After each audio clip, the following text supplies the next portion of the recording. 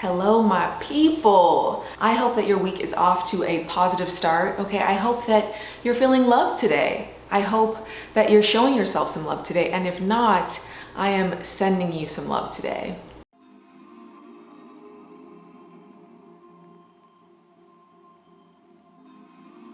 Ooh, child, this consistent upload thing is hard.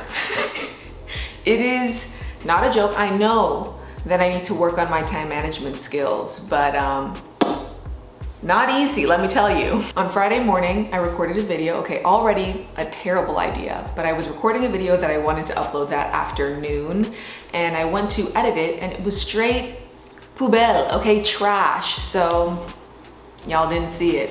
Saturday morning, same thing. Woke up, shot a video, started editing it, poubelle, okay? And here we are for the third time with a third video idea, and I hope that this will be up on Tuesday. When I make my videos, I make them with the intention of wanting you to gain something from watching them. I want you to feel inspired, seen, happy, motivated, or just more relaxed. And if I make something and I don't feel like you're really going to gain anything from watching it, I ain't putting it out. I would much rather miss an upload day than waste your time. You know, when you press play on one of my videos, you're trusting me.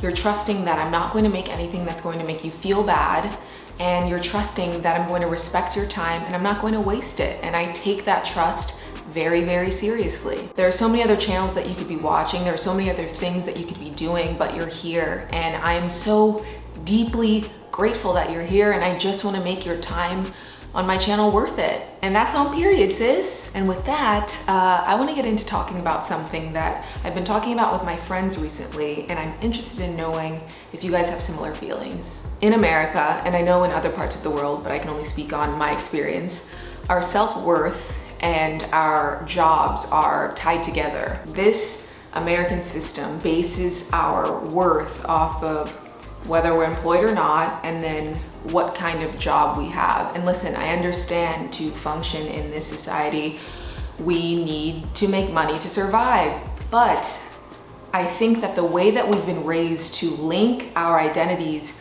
to our careers is very, very dangerous, especially during a time when millions of people are losing their jobs. I saw a report that said 30 million Americans have lost their jobs due to this virus. 30 million people. You know, the financial stress that comes with being unemployed is real. And then on top of that, there are people who are struggling to figure out who they are without a job, because we've been raised in this culture that tells you you're nothing without one. We're taught from a very young age, work really hard so that you can get a great job. You know, the biggest goal in life is to have your dream job, and then when you have it, you have to climb the ranks at your job. We're taught things like you're nothing without a good paying job. In America, the first thing people ask you when they meet you is what you do for a living. In other places, that's hella rude, but we've been conditioned here to think that our job is the most important thing about us. I think that's another reason people have such a problem with creatives,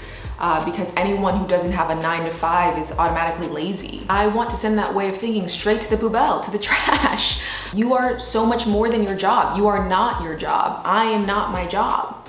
We are all so much more than the thing that we do to make money. You know, even if you have your dream job, you're still more than your job. A few videos back, I talk about how I left the States to travel for a bit, and when I came back, it took me a few months to find a new job. And I remember not even wanting to socialize with people because I didn't want the question to come up, like, what do you do for a living? Because I didn't have a job at the time, which is ironic because I left my stable job to travel because I just wanted to experience other things. And then I came back to the States and I kind of fell into that same way of thinking. And I was so worried about not having a specific title or cool job that I accepted a job that I knew wasn't going to be a good fit. I accepted a job that I knew was not going to be healthy for me because I wanted to work at a cool place and I wanted to have a cool title. And I accepted a job working for a really toxic person. And before y'all go anywhere with this, I'm not talking about Lil. This is the job that I had before working for Lil.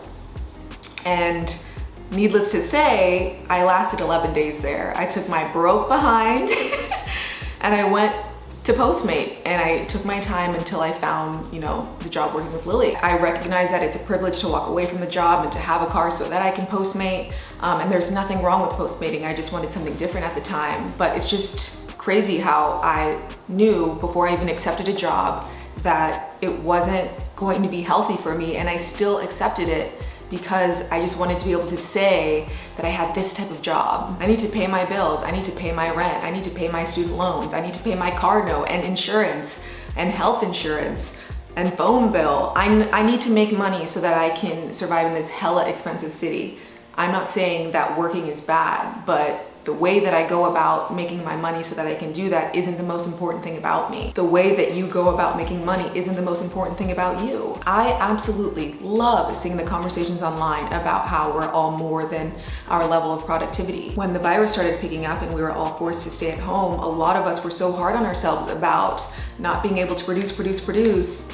And I loved the people stepping up and being like, hey, you're not just an output machine. It's okay to not just be making things all the time. I really loved that, and I needed to see those things. You know, when people ask me, how's your day? I used to say, oh, my day's great. I did XYZ, or my day's bad because I haven't been as productive. And now I say like, hey, my day's been great. I woke up feeling positive, or hey, my day hasn't been so good, I'm feeling this way. I describe how I'm feeling because I realized that the very thing I despised, you know, us being defined by our level of productivity, I was using to describe myself. Now when I talk to my friends, I ask them, how are you feeling today? How are you feeling emotionally? Or when I meet new people, I ask, what do you enjoy doing? What are your hobbies?